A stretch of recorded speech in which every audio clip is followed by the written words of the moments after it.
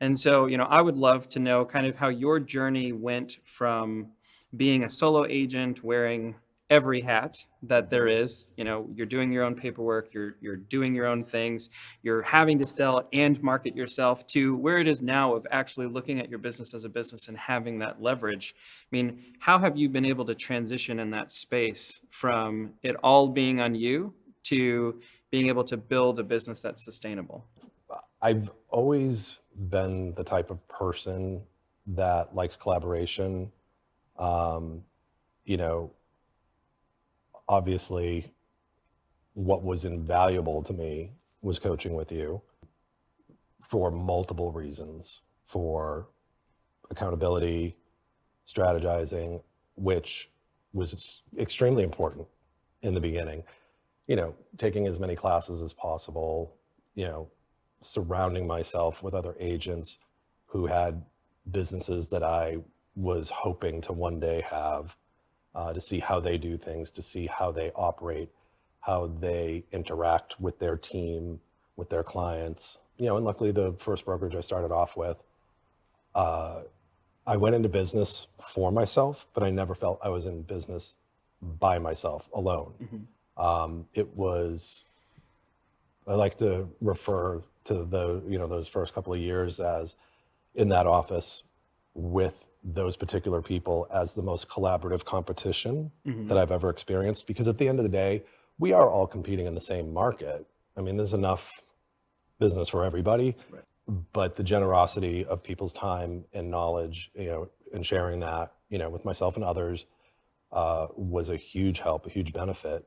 Um, and it was daunting. In the beginning, the first hire that I made was a transaction coordinator, and it made sense because that was the money I was spending on that was worth it because I leveraged the time I got back from that to go out and get more business, Mhm. which allowed me to focus a bit more on starting to market, starting to farm, the other various parts of the business. Because there are so many hats to wear, right?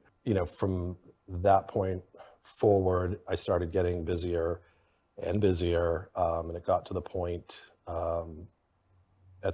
towards the end of my second year, uh, it was just so busy. I wasn't sure like how to handle it. If you recall, I was really panicked.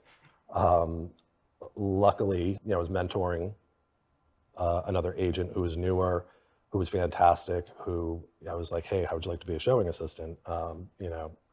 Got some leverage there, and that turned into with a different agent bringing on a buyer's agent and administrative support as well. So each time I was doing this, taking one of those hats off, it allowed me to be more focused on building the business bigger. Right.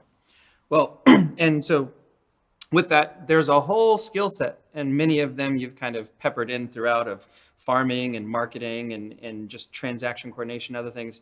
So there are a million things to learn as a real estate agent. And then there's this whole new world. Well, it's not new to you, but this Mhm, world of leadership and leading others. mhm. So how have you developed those skill sets? I mean, it's one thing to put a title on someone. It's another thing to actually lead and encourage others. So how are you building yourself as a leader?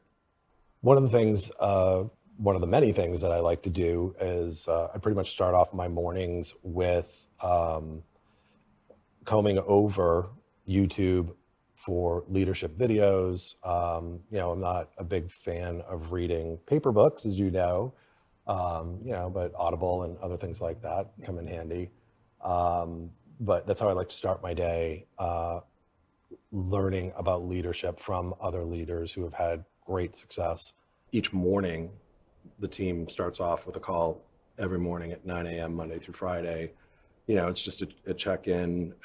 Usually that's the time I like to share something that I picked up from the readings or the videos that I've watched. Continuing ed is extremely important. It's it's no different with my team than it is with my clients. I want to be knowledgeable. It's a relationship business. I want to make sure I'm not just talking about value, but I'm providing value. Mhm. That's something I keep in mind every day when it comes to my team.